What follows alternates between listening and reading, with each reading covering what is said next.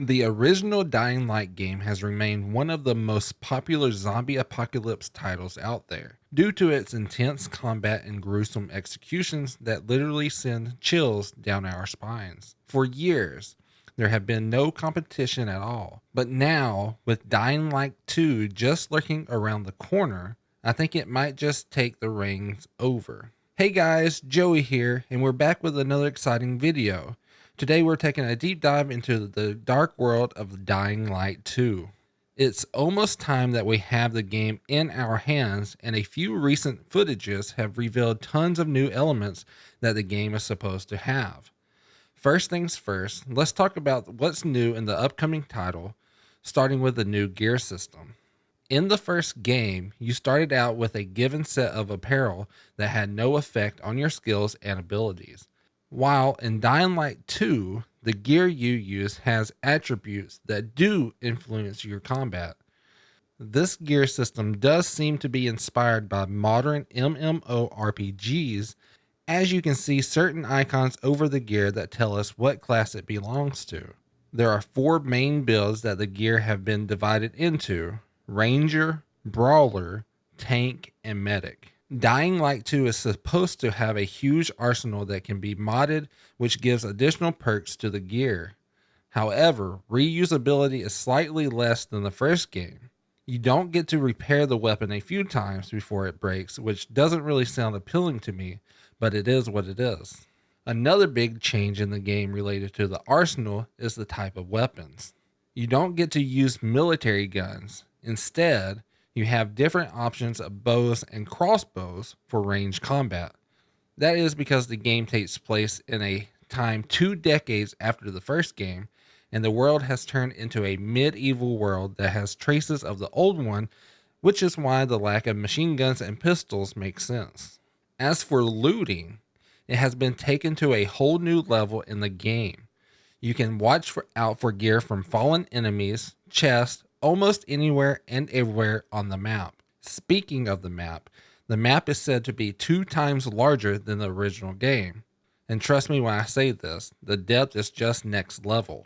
You can access almost any building on the map and traverse the world going on and through skyscrapers that have multiple floors and layers waiting for you to explore. You surely wouldn't want to be just running around a huge map. I mean, I wouldn't for sure. This is why the developers have also added a glider to help you fly across the map. Also, thanks to the developers for adding metro stations that can be used as fast travel points in the game that will help you traverse across the map at a faster rate once you have explored a certain part of it. That surely is a thoughtful decision, as no one would want to run around the same part of the city for hours just to complete petty errands. Another major change in the game is the faction system. You get to side with a certain faction from 3 major factions: the Scavengers, the Peacekeepers, and the Renegades, for a variety of perks and benefits. Each of these factions have its own agenda and motives that drive them to change society in their own messed up way. The Peacekeepers are former army officials who want to promote law and order in society, but can be brutal when you don't listen. Then there are Scavengers, who believe that peace can be achieved by curing the undead. And finally, the Renegades, who don't really care about anything but power.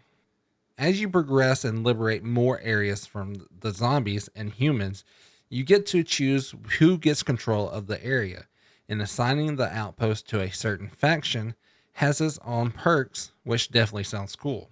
And while these factions do have their pros, they also have certain cons, as the choices you make directly affect the story, and that means you will be missing out on certain missions and rewards. But that also increases replayability in the game when you decide to play again and make different choices this time around for a totally different experience. Developers have also made some changes to the nighttime mechanics. I myself wouldn't be shy to admit that I just skipped the nighttime in the first game all the time because the nighttime in the first game wasn't quite as rewarding as it was dangerous. and that is what Techland has corrected in the second game. The nighttime in Dying Light 2 offers a whole new possibility, and some elements of the game are only meant to be accessed in the nighttime, which surely does sound exciting. The brutality of the nighttime is increased, as well as the rewards, and players would surely be investing hours traversing the map in the dark. Zombies hate the sun in Dying Light 2, which is why the buildings are going to be infested with them while the streets are a little safer in the daytime. But the scenario is going to be the polar opposite when it gets dark. The skill system in the first game was also slightly more focused on combat, while it's more about parkouring in Dying Light 2. The active abilities that enhance the combat are replaced by the deep gear system, while your skills will be more focused on jumping and flying around. The game has prominent changes that seem way too good to disappoint, which is why we are expecting a lot from this game, and I hope the developers do make it up to the mark. Everything about the game actually feels very legit and original, which is why the hopes and the hype are very high. From beautiful graphics to amazing, intense, and brutal gameplay with tons of new features, it will definitely keep the players hooked. That's all we know about Dying Light 2 so far, but we will know more pretty soon because the game is all set to hit the market in the next few days on February 4th. 2022. I hope you guys enjoyed watching this video, and if you did, make sure to hit that like button, and if you have any questions, drop them down in the comments section. That's all for this video, and stay tuned for the next one.